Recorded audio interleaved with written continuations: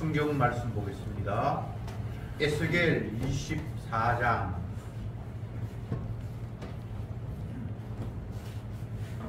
15절에서 마지막 절까지도 하겠습니다.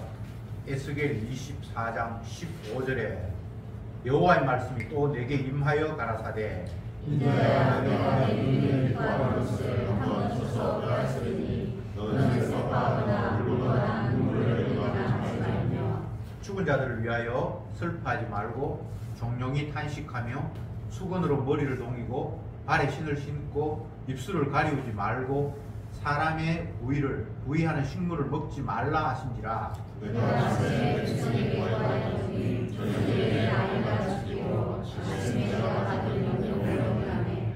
백성이 내게 이르되 네가 행하는 이 일이 우리에게 무슨 상관이 되는지 너는 우리에게 고하지 아니하겠느냐 하므로 내가 그들에게 대답하기를 여호와의 말씀이 내게 임하여 가라사대 너는 이스라엘 족속에게 이르기를 주 여호와의 말씀에 내 성소는 너희 세력의 영광이요 너희 눈의 기쁨이요 너희 마음의 아낌이 되거니와 내가 더럽힐 것이며 너희의 버려둔 자녀를 칼에 엎드러지게 할지라. 너희가 세계의 행함과 같이 하며 입술을 가리우지 아니하며 사람의 신을 먹지 아니하며 수건으로 머리를 동인 채 발에 신을 신은 채로 두고 슬퍼하지도 아니하며 울지도 아니하되 죄악 중에 쇠폐하며 하여 피차 바라보고 탄식하리라. 여호와의 세계의 너희에게 거증이 되리니 그가 행한 대로 너희가 다 행하지라. 이 일이 이루면 너희가 나를 주 여호와인 줄 알리라 하시니라. 인자야 내가 그 힘과 그 즐거워하는 영광과 그 눈에 기뻐하는 것과 그 마음에 간절히 생각하는 자녀를 제하는 날 곧 그날에 도피한 자가 내게 나와서 너희에게 그 일을 주시지 않겠느냐. 그날에 네 입이 열려서 도피한 자에게 말하고 다시는 잠잠하지 아니하리라. 이와 같이 너는 그들에게 표징이 되고 그들은 내가 여호와인 줄 알리라. 아멘. 선지자라는 존재는 장차 오실 예수님이 어떤 분인가를 온몸으로 보여주는 그런 기능을 타고났습니다. 그래서 선지자, 특히 에스겔 같은 사람을 주님께서 인자다라고 하는데 신약에서 예수님 자기 자신을 인자다라고 이야기했잖아요. 다니엘도 인자라고 나오고 어쨌든 선지자는 장차 오실 예수님을 말로도 보여주고 삶으로도 보여주고 행동으로도 보여주고 해야 할 그런 사명을 받은 자입니다. 그런데 오늘 말씀을 보면 하나님께서 네 사랑하는 것을 내가 빼앗겠다. 16절에 인자야 내가 네 눈에 기뻐하는 것을 한번 쳐서 빼앗으리니 이렇게 돼 있죠. 네가 아끼고 사랑하는 거 내가 빼앗을게 라고 하면서 빼앗겨도 눈물을 흘리거나 슬퍼하거나 애통하지 말라 그렇게 말씀을 하십니다. 그리고 요 자체가 슬픔을 당했는데 슬퍼할 수 없는 슬퍼하지 않는 이 상황을 통해 하나님 뭔가 지금 이스라엘 백성들에게 보여주는 것이 있어요. 그걸 위해서 멀쩡하게 아내가 건강했는데 갑자기 하나님이 그 아내를 선지자의 아내를 죽여버립니다. 그러면 주님의 말씀대로 슬퍼하지 말고 눈물도 흘리지 말고 초상 치르는 그런 거 하지 말아라고 그렇게 이야기하면서 백성들에게 뭔가를 이야기해요. 너희들이 하나님께서 너희들의 사랑하는 것을 빼앗을 텐데 그렇게 해도 슬퍼하거나 눈물을 흘리거나 애통하지 말라고 하나님께서 말씀하셨다. 그렇게 선지자가 아내 죽기 전에 하나님의 그 말씀을 받았어. 처음에는 네가 아끼는 거 빼앗으리라고 했을 때 아내 죽는다는 걸 몰랐어요. 그냥 하나님께서 그렇게 말씀하셨고 그걸 백성들이 전해라고 했으니까 백성들에게 하나님께서 우리가 좋아하는 걸 빼앗는다고 하셨다. 그렇지만 그것 때문에 울거나 슬퍼하지 말라고 주님께서 말씀하셨네 라고 전했는데 그하고 얼마 안 있어서 자기 마누라가 죽어버렸어요. 그러면 하나님 말씀이 생각 같잖아요. 슬퍼하지 말고 눈물 흘리지 말고 부조도 받지 말고. 그러니까 이게 참 선지자라는 자의 운명이 참으로 기묘합니다. 그냥 하나님이 말씀하신 걸 말로 주님이 이렇게 말씀하십니다 전하는 거 정도로만 하면 조금 더 덜 힘들 텐데, 물론 백성들이 원치 않은 걸 이야기하는 것 자체가 어려운 겁니다만, 그걸로 하나님께서 만족하시는 분이 아니라 그의 삶 자체, 생활 자체를 하나님의 계시, 당신이 무엇을 원하는가 보여주는 몸으로 활용을 하시는 거예요. 멀쩡한 아내가 죽어버렸어요. 근데 이때 에스겔의 나이를 추정해보면 약 한 35세 정도? 에스겔이 시작될 때에 1장에서 어떻게 말씀하셨는가 하면, 하나님께서 30년인 나에게, 30살 된 나에게 이런 계시를 주셨다.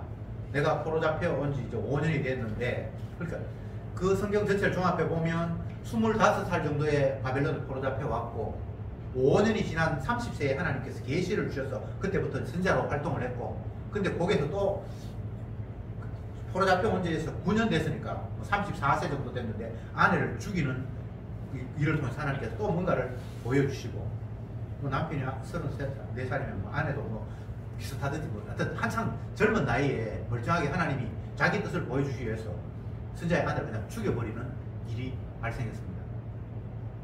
하나님이 진짜 얄궂지요. 화가 날만 합니다. 그런데 선지자는 그런 운명이에요.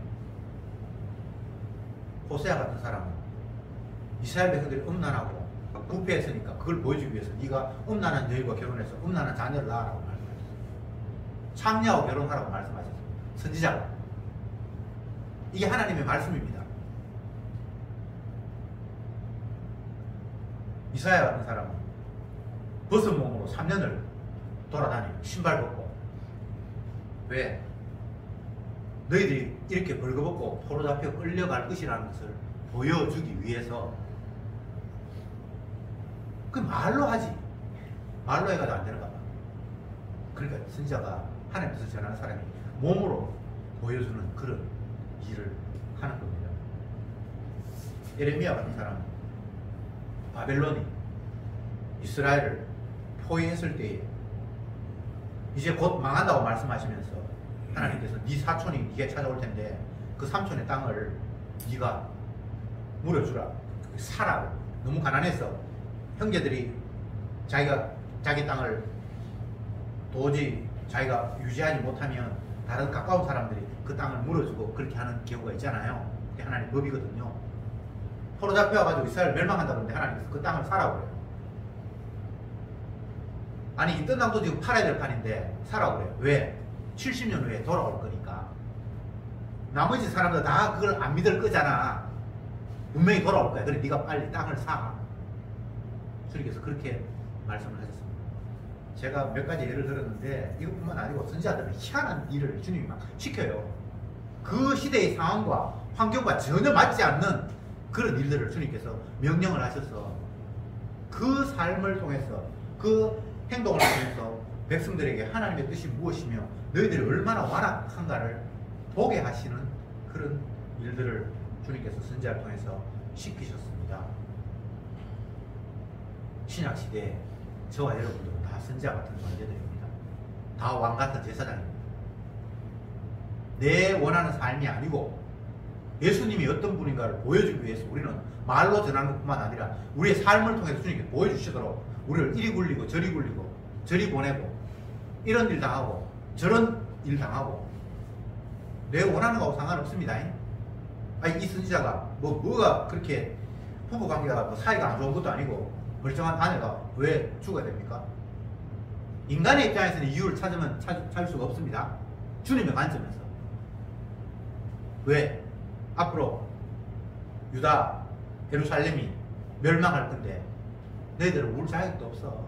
탄식할 자격도 없어. 그걸 보여주려고. 이 예레미야는 그 앞부분에도 희한한 일을 많이 했어요.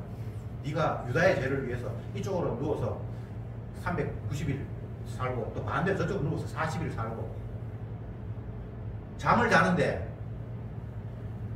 네가 유다의 죄를, 예루살렘의 죄를 보여줘야 되는데 왼쪽으로 누워서 모로 이렇게 누워서 390일을 자고 그거 끝나고 나면 남쪽 유다의 죄를 보여주기 위해서 이쪽으로 누워서 40일을 자고. 그게 뭐 하는 겁니까? 진짜 괴로운 거예요. 진짜. 쉽게 이야기합시다. 주님의 백성은 자기의 행복한 삶이라는 것을 따로 챙길 수 없는, 예수님이 누군가 너를 위해서 대신 피 흘린 분, 더러운 너를 피를 흘려서 깨끗하게 하셔서 내 백성이라고 자기 소유로 삼으신 그분이 어떤 분인가를 보여주기 위해서 살아야 할 존재, 그것 때문에 아직도 주님이 살려두신 자라는 사실을 오늘 본문은 우리에게 일러주고 있습니다. 그런데 우리는 그딴 일에 별로 관심이 없잖아요. 그래서 어떻게 하는지 내 육신 좀 편하고 내가 원하는 거 하나님이 들어주셨으면 좋겠다. 하나님이 뭐 기도하면 들어주신다고 그러는데 근데 그런 생각만 하잖아요. 하나님이 기도하면 들어줍니까? 그건 성경을 진짜 편협하게 본 결과예요. 내 아버지 뜻대로 구하시면 들으시니라. 아버지 뜻대로 구해야 듣지. 아버지 뜻하고 상관없이 내 욕망을 구해서 하나님 들어주신다는 그런 말은 성경에 없거든요. 근데 아버지 뜻대로 구하지도 않고 내 뜻대로 구해놓고는 왜 안 들어줍니까? 라고 이야기를 해요. 말라기에 보면 주님께서 이렇게 말씀하셨습니다. 너희들은 계속해서 내한테 불만을 쏟아내는데 따지고 보니까 네가 내한테 불만을 둘 일이 뭐가 있니? 너희들이 제사 드린다고 하면서 눈먼 것, 벙어리 된 것, 다리 저는 것, 그런 거 내한테 가져와가지고 하나님 받으소서 하면서 제사 드렸잖아. 네가 높은 사람, 네 상관한테 그런 거 선물로 드리면 그 상관이 기분 받겠냐? 오히려 나 무시한다고 목 잘라버릴걸. 근데 하나님이 나한테 너희 재물 드리면서 상한 거, 눈먼 거, 다리 저는 거, 먹지도 못하고 팔지도 못하는 거, 그거 하나님 제사 드리겠다면서 그 짓 하면서 나한테 하나님 왜 내 기도 안 듣습니까? 네 같으면 기도 듣겠나? 주님이 그렇게 말씀하세요. 그리고 내가 너희들에게 먹을 거 입을 거 주고 곡식도 주고 줬는데 내가 11조 드리라고 했지. 11조를 드려야 제사장이 사니까. 근데 너희들 11조 안 드리잖아. 근데 지금 너희들이 나한테 불만을 이야기를 해? 주님의 말씀을 읽어보면 우리의 입장에서 하나님 앞에 한마디도 항변할 뭐가 아무것도 없어요. 다시 말씀드리지만 하나님의 백성은 주님이 어떤 것인가를 보여주기 위해서 부름받았고 활용하고 하나님이 아직도 살려두신 자예요. 히스기야 왕이 열심히 신앙생활 하면서 왕노릇하고 있는데 이사야 선지자가 찾아가서 하나님이 네 생명 거두어 간다고 하시더라. 히스기야가 황당한 거예요. 그때 나이가 뭐 많지도 않았어요. 40살 정도 됐나. 그러니까 너무나 황당했어. 하나님 앞에 기도하면 하나님, 내가 하나님 앞에 뭐 잘했다는 소리를 못하지만 그래도 말씀 지키려고 안간힘을 쓰고 내가 애쓰고 있는데 주님 나 좀 불쌍히 여기십시오 하니까 그 다음날 이사야 선지자가 찾아와서 하나님이 네 기도 들으셨는데 네 생명 15년 연장시켰다 그렇게 말씀하셨어요. 아니 너 시키고 15년이라도 뭡니까? 그냥 수명대로 살도록 하지. 왜 하나님이 그런 식으로 일하십니까? 너는 살살도 없다는 겁니다. 내가 그냥 살려두면 살고 오늘날은 내 생명 거둬가면 넌 아무것도 아니야 라는 걸 온 백성들에게 주님께서 보여주시는 거예요. 여기도 뭐 연세 많은 분들은 뭐 80은 안 됐지만 70대 뭐 중반 그렇게 사셨는데 평균 수명을 살아야 된다는 그 생각은 하나님의 생각이 아니고요. 그런 거 없습니다. 예수님은 뭐 33세 살다 돌아가셨습니다. 세례요한도 마찬가지. 뭐 서대가 집사가 나이가 얼마 되는지 모르지만 그도 젊어서 그냥 못 배워줬고. 성경에 보면 머두셀라 같은 사람 969세까지 살았는데 어떤 애들은 태어나면서 또 아버지 죄 때문에 죽는 일도 있고요. 또 사사 그땐 욕망 하나님 앞에 피워내다가 시집도 안 간 무남동녀가 죽는 일도 있고요. 그 모든 일들이 인간의 관점에서 나는 억울하다, 아버지 대 때문에 내가 왜 죽어야 되나, 뭐 여러 가지 이야기를 할 수 있는데, 주님의 관점에서는 주님이 어떤 분인가를 보여주는 일을 위해서 그들은 그냥 사용된 거예요. 저와 여러분들 그런 존재입니다. 근데 우리는 이렇게 생각하지 않고 자꾸만 내가 이 살아있는데 좀 폼 나면 좋겠고, 이왕이면 내가 원하는 거 좀 이루어갔으면 좋겠고, 자꾸 하나님의 약속과 다른 걸 자꾸 덧붙이기 시작해요. 그럼 그때부터는 불만, 원망, 짜증, 날씨가 와 이래 덥노, 주님이 날씨를 시원하게 해주겠다고 약속하는 게 성경에 어디 뭐 말라기에 나옵니까? 창세기에 나옵니까? 없는 약속이잖아요.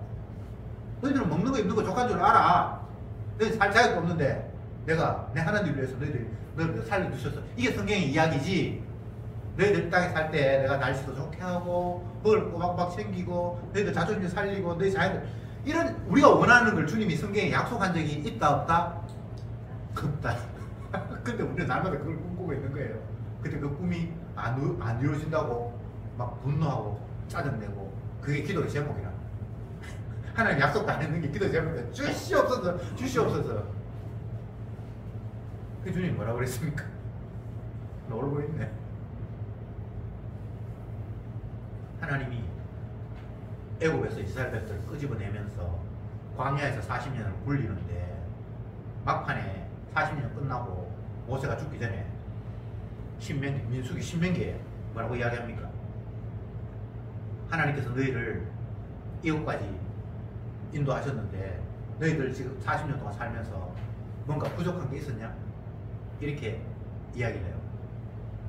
여러분 뭐라고 대답할 거예요? 부족한 게 있었습니까? 없었습니까? 모든 게 부족했지. 먹을 것도 맨날 만나밖에 없고, 고기도 없고 부추도 없고 파도 없고 참외도 없고. 그리고 광야의 생활이 평탄했습니까? 어떨 때는 가니까 물이 없었고, 어떨 때는 대적이 나타났고, 40년 동안 진짜 못 죽어서 살았어요. 주님 하신 말씀이 부족한 게 너희들 있었니? 이렇게 묻는 거예요. 얼마나 이게 얄밉습니까? 따지고 보니까 부족한 게 없었어.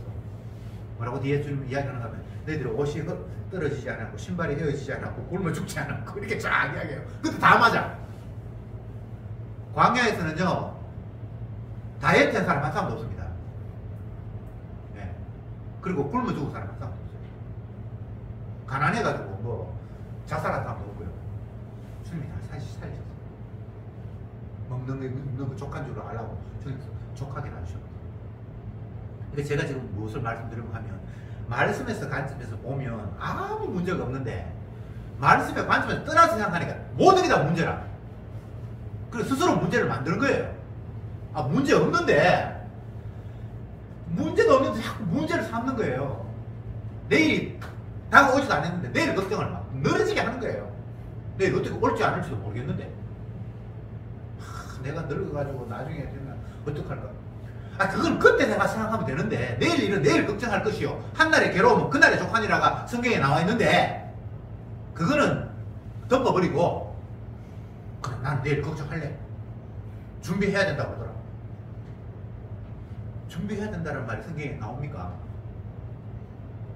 공중에 나는 새를 봐라, 들에 핀 백합화를 봐라. 그들이 심지도 않고 길에 모아두지도 않고 하는데 하나님께서 먹이시거든. 하물며 너희일까 보냐. 그게 주님의 약속인데, 그 약속은 덮어버리고 어떤 사람이 준비하더라. 난 준비해야지.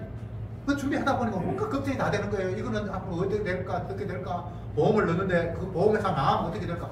온갖 걱정을 하다 보니까 없는 걱정을 지가 만들어내는 거예요. 이게 마귀의 장난 아닙니까?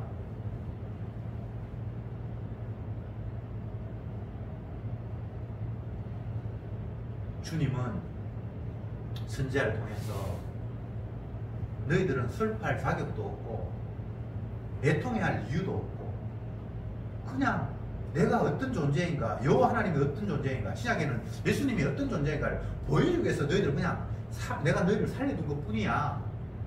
근데 내가 어떤 분인가를 보여주는 일에 너희들이 신경을 쓰면서 행동하지는 않고, 내가 어떻게 하면 편하게 살까, 내가 어떻게 되면 신된 모습을 유지할까, 그따위 생각을 하니까 엉뚱한 일에 너희들이 지금 마음 아파하고 괴로워하잖아.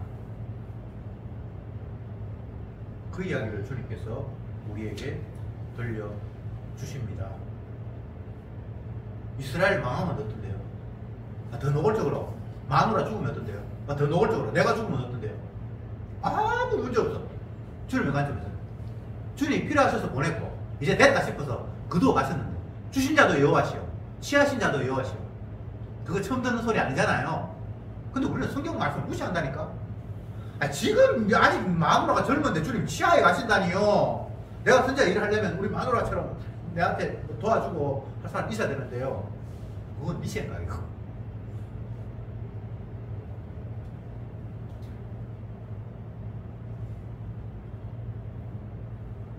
제발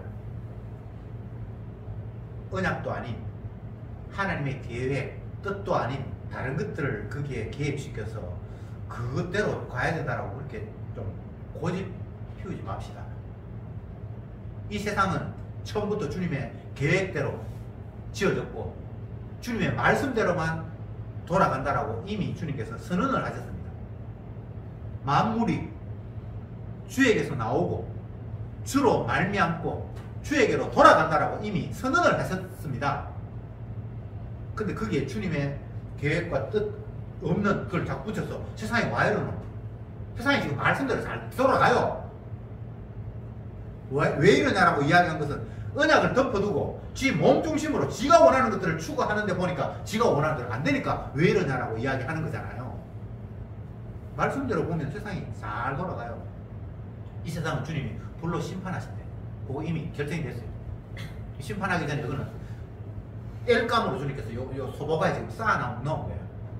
마지막으로 주님 콜랑가 태워버렸다고 말씀하셨어요. 그것 외에 다른 세상 꿈꾸지 마세요. 뭐 과학이 발전해서 뭐 사람이 뭐 질병이 치료가 되고 우주가 살기 아니 이 땅이 지구가 살기 나쁘면 저 어디 다른 행성에 가면 살고 그 성경에 없는 이야기예요.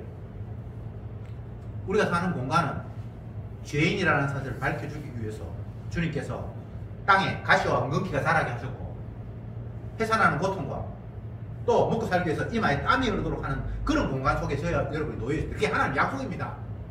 아이고 사는 게 왜 이렇게 힘드노? 힘들게 주님께서 만들어 놓았어요. 왜? 죄인이라고 알려주시기 위해서. 땅이 뭐 어떻게 뭐 걸음을 잘하면 좋고 아니에요.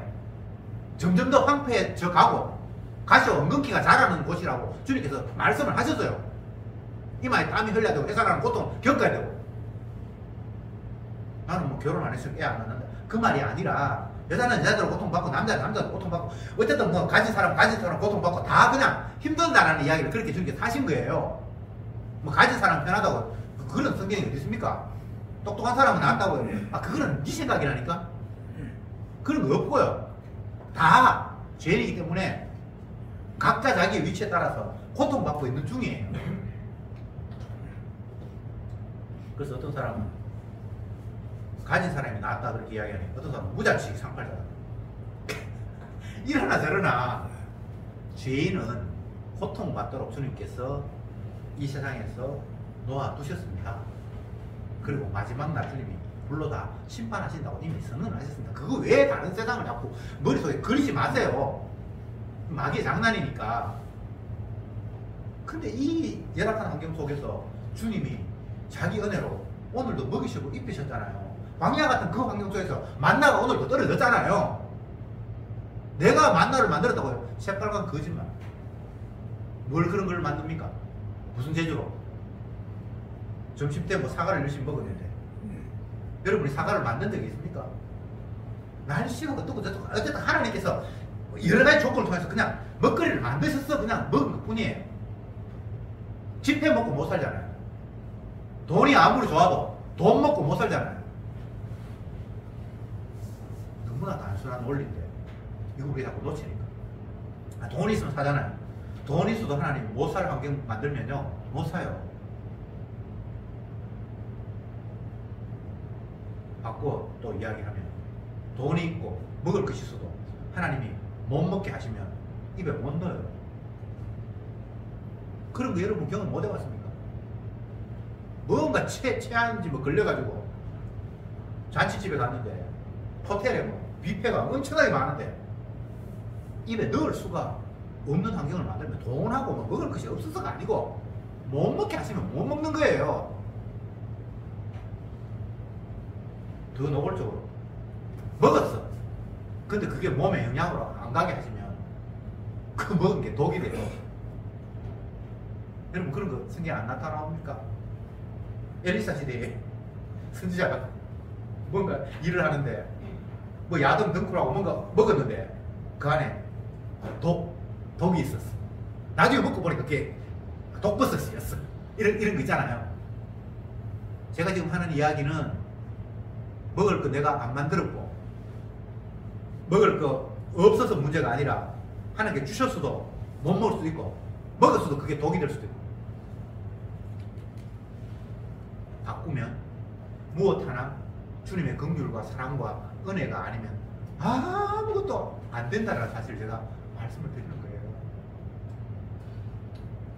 참치 한 마리가 시장에서 단돈 몇 푼에 거래되는 것도 주님의 사인이 없으면 안 된다라는 이런 이야기가 남의 이야기가 아니고 내 삶 속에서 적용을 시켜야 될 이야기잖아요. 일요일날 뭐 교회 나오고 예배 시간 뭐 예배 장소가 있고 내가 뭐 내 차 타고 오면 된다. 그런 생각이 전혀 복음적인 생각이 아니잖아요. 주님이 허락하지 않으면 아무것도 할 수 없는데 그러니까 이게 얼마나 큰 은혜인지 얼마나 놀라운 주님의 사랑인지 이스라엘 백성들이 그걸 까맣게 잊고 살아가니까 하나님께서 세계를 선지자를 통해서 멀쩡한 아내도 죽여가면서 너 슬퍼하지 마라. 백성들이 묻습니다. 사랑하는 거 빼앗았고 그렇게 하면 너희들이 슬퍼하는 게 당연한데 하나님께서 슬퍼하지 말라고 하셨습니다. 선지자가 이야기를 하니까 선지자가 나이 지금 34살밖에 안 되는데 그 당시에 장로들하고 뭐 나이 많은 사람 있을 거 아니에요. 얼마나 같지 않겠습니까? 물론 그전에도 선지자의 노릇을 했지만 도대체 지금 하나님 뭐라고 이야기하는 걸 위해서 지금 익하고 있는데요. 선지자 아내가 죽었으니까 울지도 않고 하니까 그 앞에 사랑하는 걸 빼앗을 것이다 울지 말라는 이야기가 다시 확 떠오를 거 아니에요. 그러니까 주님께서 이제 선지자가 통해서 이야기합니다. 너희들은 지금 포로 잡혀 왔는데 아직도 너희들이 너희 남은 땅에 대한 기대 성전에 언젠가 돌아갈 것이다 라는 희망 접어. 내가 그들을 박살낼 거야. 선지자 아내 죽이듯이 내가 예루살렘 성을 다 포로 잡아가고 남은 자식들이고 다 엉망으로 만들 거야. 슬퍼하지 마. 그 이야기를 주님이 하셨습니다라고 선지자가 이야기를 한 거예요. 이게 하나님의 말씀이 이렇게 계속 선포되니까 이게 지금 듣고 싶은 말입니까? 지금 기쁜 소식이에요. 선지자를 통해서 하나님이 직접 계시를 주셔서 그 선지자를 통해서 입을 통해서 하는 이야기가 듣는 내용이 정말 우리가 들어서 반길 만한 내용입니까? 이게 복음이에요. 이게 기쁜 소식이에요. 왜? 우리는 나 자신을 그동안 까맣게 몰랐고 또 세상이 얼마나 내 중심으로 돌아가기를 내가 간절히 기대하면서 살았는지를 내가 놓쳤는데 이 말씀 들으니까 번뜩 정신이 드네. 아, 이 내 몸도 이게 내 몸이 아니구나. 내 나라가 이게 내가 좋아하고 안락하게 있으라고 있는 공간이 아니었구나라고 깨닫는 순간이 선지자를 통해서 전해지는 말씀 속에서 이제 정신이 번쩍 드는 거예요. 얼마나 감사합니다. 내 꼬라지 보게 하시고 내가 그동안 얼마나 착각에 빠져 있는가를 깨닫게 하시니까 이게 얼마나 기쁜 소식입니까? 복음은 기쁜 소식은 예수님이 자기 백성의 죄를 위해서 십자가에서 저주받았다는 사실 소식이 유일한 이 땅에 떨어진 유일한 기쁜 소식이에요. 그것 외에 다른 복음은 없어요. 바울이 복음을 이야기하면서 나는 예수 그리스도가 그의 십자가에 못 박힌 것 그것 외에는 아무것도 복음이 아니다라고 이야기한 거예요. 근데 사람들은 다 기쁜 소식이 달라요. 가난한 사람들에게는 부자 된다는 게 기쁜 소식이고 병든 사람에게는 건강을 회복했다는 게 기쁜 소식이고 또 난 밑에 엉눌려 있는 사람은 이제 내가 자유롭게 되었다는 이런 게 기쁜 소식이고 근데 바울은 복음을 전하면서 그런 그 기쁜 소식이라고 말한 적이 없어요. 예수 그리스도와 그가 십자가에 못 박힌 것 그가 자기 백성의 죄를 위해서 저주받아서 죽은 것 그것 외에는 다른 기쁜 소식이 없다 이렇게 이야기한 거예요. 아멘이 됩니까? 이게 아멘이 될 때에 그는 이미 주님 앞에 죄로 씻음 받은 사람입니다. 성령이 찾아오셔서 그 예수님의 아버지 앞에 순종하신 그 순종의 능력이 이미 자기 백성에게 전해진 사람입니다. 여호와께서 우리 무리의 죄악을 그 아들에게 감당시키셨느니라 라고 이야기하셨을 때 이미 예수님의 죽음은 자기 백성을 위해서 죄를 담당하는 죽음이었기 때문에 이미 자기 백성은 이제 만들어진 거예요. 그러니까 그 백성은 그 말이 아멘이 되는 거예요. 아, 이 내 죄를 위해서 주님이 십자가에 못 박임으로 말미암아 나를 주님께서 깨끗하게 하셨구나. 그러면 그건 이제 다 얻은 거예요. 우물가에 있는 여인이, 사마리아 여인이 물을 얻기 위해서 그 낮 12시 땡빛에 남들은 다 잠자는데 자기는 뭐 평소에 행실이 부끄러우니까 사람 우물 많을 때 물들어 못 가고 난 12시 그 사람도 다 오침 잠자는 시간이거든요. 남 눈 피해서 지금 평소에 뭐 늘 요거도 먹는 행동, 남편 뭐 맨날 바꾸고 네. 또 남편 바람 피우고 또 바꾸고 이런 행실이 이런 여자니까 그래도 못 먹고 살아야 되니까 물 안 먹으면 못 사니까 남들 다 잠잘 시간에 오후 12시에 오후 12시가 정오에 물 들어 갔는데 그게 왜 남자가 스승이 있었잖아요. 그럴 때 예수님이 먼저 말을 겁니다. 나로 물을 좀 마시게 해달라고. 그때 여인이 뚜레버를 가지고 물을 풀려가 예수님이 또 엉뚱한 이야기를 합니다. 내가 주는 물을 마시면 영원히 목마르지 않을 텐데. 아니 물 얻어 먹으려고 하는 사람 같으면 그냥 가만히 있지. 물만 달라고 그러면 되지. 자기는 물밖에 없으면서. 여인이 약간 약도 오르기도 하고 잘난 척 하기도 하고. 아니 예수님 뚜리박도 없고 한데 뭐 물을 뜨는 것도 안 되지만 무슨 물이 있는지 모르지만 영원히 목마르지 않는 물이 있다고요? 그거 있으면 나도 좀 주세요. 이게 이제 믿음으로 하는 이야기가 아니고 논리를 이야기해요. 아니, 여러분 그렇지 않습니까? 자기는 물 뜨려고 뚜리박 가지고 왔고 어떤 남자는 뚜리박도 없는데 처음에 자기가 물을 좀 달라고 얘기해놓고는 물 뜨려 그러니까 내가 주는 물을 먹으면 영원히 목마르지 않을 텐데 이렇게 얘기를 하니까 여인이 지금 약이 올 거 아니에요. 지금 농담하나 이 사람이 지금.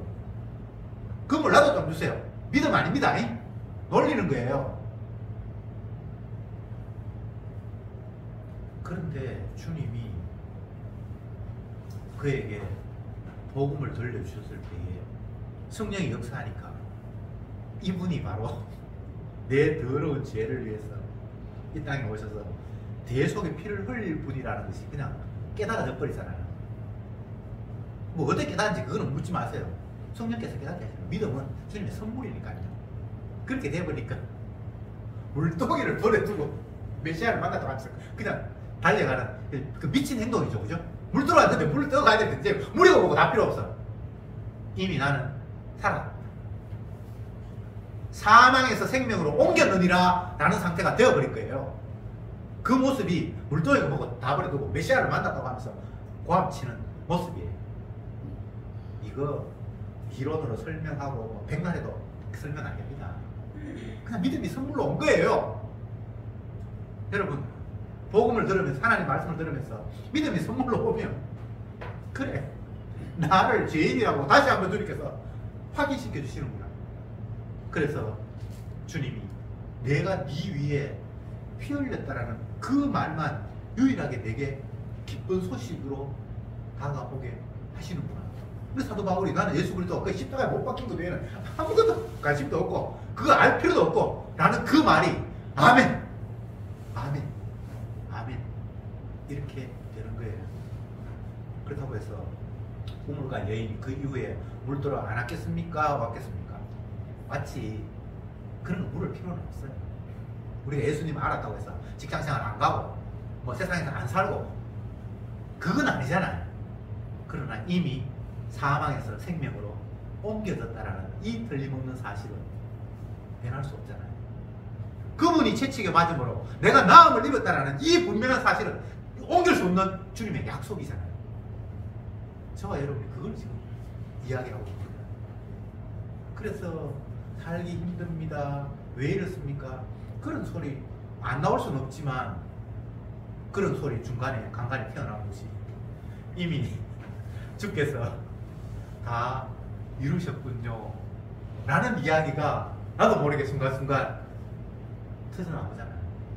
그래, 내가 또 엉뚱한 일에, 약속도 아닌 일에 내가 마음이 휩쓸려서 엉뚱하게 내가 또 휘둥그렸구나, 발군을 쳤구나.